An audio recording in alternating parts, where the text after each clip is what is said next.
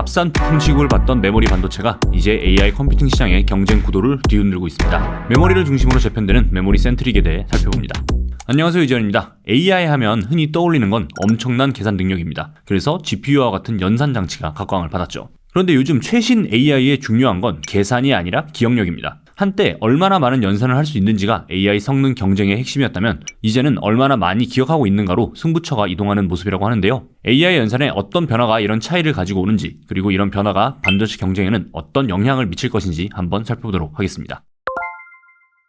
챗GPT와 같은 생성형 AI는 여러 가지 인공지능 모델 중에 트랜스포머 모델을 기반으로 작동합니다. 그리고 트랜스포머 모델은 어텐션 메커니즘이 핵심이죠. 어텐션 메커니즘이란 입력된 데이터의 각 요소가 서로 얼마나 중요한지를 계산해서 의미 있는 정보에 가중치를 두는 방식입니다. 이 덕분에 AI 모델은 단어 간의 관계와 문맥을 정교하게 파악할 수 있습니다. 좀 더 쉽게 설명하면 예전의 AI 모델들은 문장을 받으면 단어를 왼쪽에서 오른쪽으로 순서대로 읽으면서 해석했습니다. 반면 트랜스포머는 문장 전체를 한꺼번에 펼쳐놓고 모든 단어쌍의 관계를 동시에 계산합니다. 이 과정에서 어떤 단어에 조금 더 집중할지를 판단하는 방식이죠. 그 결과 기계적으로 읽는 것이 아니라 인간처럼 문맥을 이해하면서 더 자연스럽고 정밀한 답변을 만들어낼 수 있게 됐습니다. 이 같은 트랜스포머 모델의 등장 이후 AI는 엄청난 성능 향상을 이뤘지만 그만큼 연산 요구량이 급증했죠. 특히 어마어마한 양의 기억력, 즉 메모리를 요구하기 시작합니다. 단어 하나가 아니라 전체 문맥을 이해하기 위해서는 수조 개의 패러미터를 실시간으로 훑어야 하고 이전의 대화 내용을 전부 기억하고 있어야 하기 때문입니다. 그래서 챗GPT와 같은 대규모 언어 모델은 답변을 생성할 때 기존의 대화 내용을 키갑 캐시라는 일종의 메모장에 계속해서 기록해둡니다.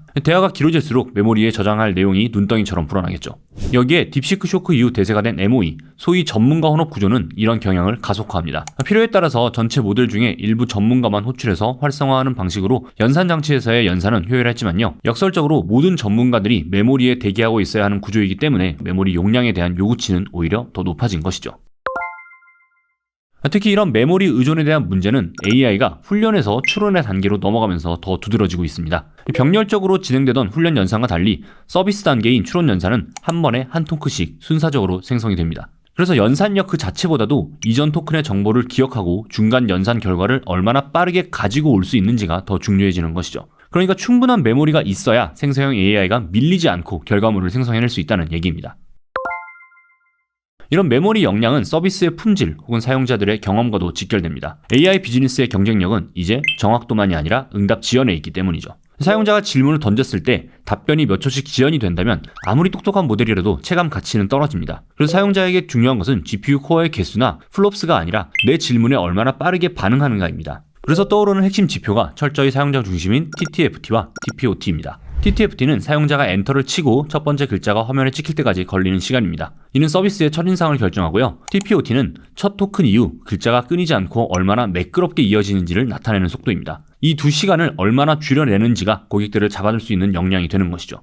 이 지표들을 좌우하는 핵심 변수가 메모리인 것이고요. 일반 메모리보다 5배 이상 비싼 HBM이 각광받는 이유도 바로 이 때문입니다. 그래서 HBM에 밀려서 주목받지 못했던 다른 메모리까지 수요가 폭등하는 이유도 여기에 있는 것이죠. AI 서비스가 본격화한 시점에서 메모리 확보가 핵심 경쟁력이 된 것입니다. 이런 상황에도 불구하고 GPU 많이 투입해서 연산을 빠르게 처리하면 되는 거 아닐까 하는 생각도 하게 됩니다. 하지만 전혀 그렇지 않습니다. 이유를 보겠습니다. 첫 번째는 발전 속도의 비대칭 때문입니다. 지난 2년 동안 AI 모델이 처리해야 할 연산량은 750배 폭증했습니다. GPU의 연산 성능은 30배 늘었죠. 반면에 데이터를 실어 나르는 도로인 메모리 대역폭은 고작 1.6배 넓어지는 데 그쳤습니다. 그러니까 스포츠카의 엔진은 수십 배 좋아졌는데 도로는 여전히 비포장 도로인 셈이죠.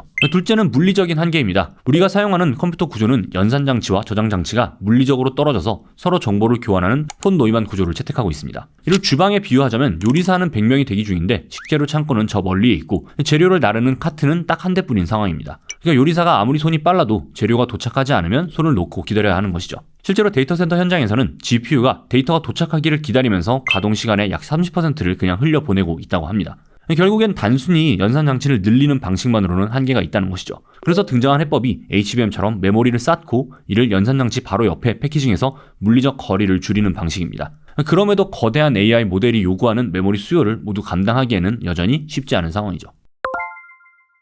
자, 그럼 다시 HBM을 더 많이 넣으면 해결되지 않을까 하는 생각이 들지만 현실은 그렇지 않습니다. HBM은 속도가 빠르지만 가격이 비싸고 앞으로의 AI 발전을 생각하면 용량이 턱없이 부족하기 때문입니다. 엔비디아의 최신 칩에 들어가는 HBM 용량은 기껏해야 수백 기가바이트 수준입니다. 반면에 인간처럼 대화하고 과거의 맥락을 모두 기억해야 하는 AI 에이전트는 수 테라바이트, 아니 그 이상의 데이터를 실시간으로 참조해야 합니다.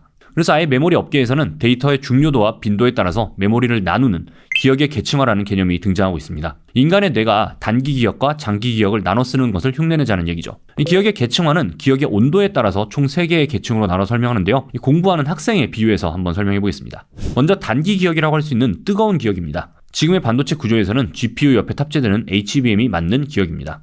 비유하자면 당장 문제를 풀기 위해서 펼쳐놓은 참고서 같은 기억이죠. 손만 뻗으면 가장 가까운 곳에 있고 속도가 생명입니다. 하지만 책상에 공간이 좁기 때문에 많은 책을 둘 수는 없습니다. 정반대에 있는 장기 기억은 차가운 기억입니다. HBM이 책상에 쌓아둔 책이라면 이 기억들은 도서관에 있는 책이죠. 당장은 안 쓰지만 언젠가는 필요할지도 모르는 수만 권의 장서와 같은 개념입니다. 가지러 가는 데에 시간은 걸리지만 보관 비용이 가장 저렴하고 용량은 무제한에 가깝습니다. SSD와 같은 칩이 이런 역할을 맡습니다. SSD는 HBM이나 DRAM보다 속도는 느리지만 단위 용량당 비용이 낮고 대용량 구성이 가능해서 장기 데이터를 저장하는 데 적합합니다. 이 두 기억 사이에 위치하면서 효율성을 극대화하는 게 바로 중기 기억인 따뜻한 기억입니다. 책상에는 없지만 자주 꺼내봐야 하는 두꺼운 전공서적과 같은 개념이죠. 책상보다는 조금 멀지만 그래도 자리에서 일어날 필요 없이 의자를 돌려서 바로 꺼낼 수 있는 책장에 위치한 그런 기억들이죠.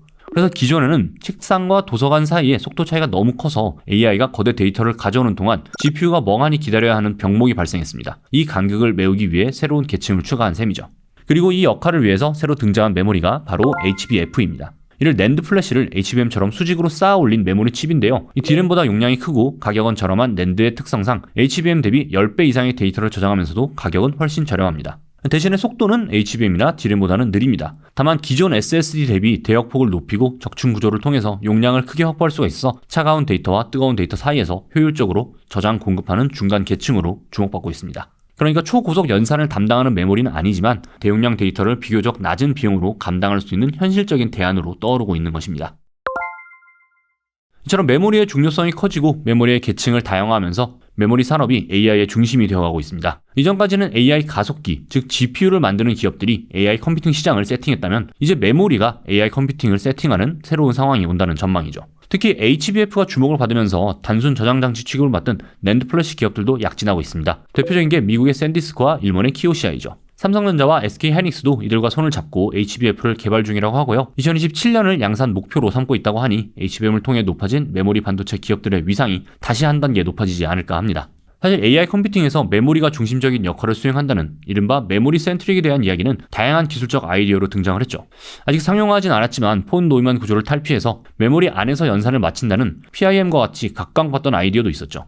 HBF 역시 이런 관점에서 볼 필요는 있을 것 같은데요. 다만 누구나 찍어내는 부품 취급을 받던 메모리 반도체가 특수 제품이 되면서 무게중심이 이동하고 있고 또 메모리 공급자가 주도권을 쥐는 시장으로 변화하면서 메모리 슈퍼사이클, 그 이상을 가는 메가사이클이 돌아오고 있는 것 같습니다. 앞으로도 메모리 시장과 관련된 변화 꾸준히 관찰하면서 소개하도록 하겠습니다. 네, 오늘 준비한 이야기는 여기까지입니다. 오늘도 재밌게 보셨다면 구독과 좋아요 부탁드립니다. 감사합니다. 미래를 먼저 보다 티타임즈.